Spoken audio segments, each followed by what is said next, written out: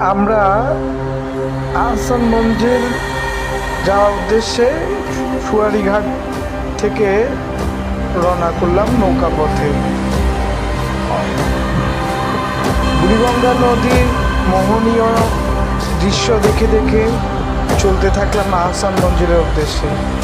আমি, আমার সাথে আমার স্ত্রী এবং রুফাইদা, জিন্নাত এবং আমার ছেলে রুশাদ যাওয়ার তৌসিফ আছে। মূলত ওদেরকে নৌকায় চড়ানো আমার মূল লক্ষ্য। এবং আমার মেয়ে আজকে কিন্তু খেয়াল করে দেখবেন নৌকার প্রতি ভয় অনেক কমে গেছে, নাই বললেই চলে। দৃশ্য আমার কাছে এটাই সব থেকে বেশি ইম্পর্টেন্ট মনে হয়েছে।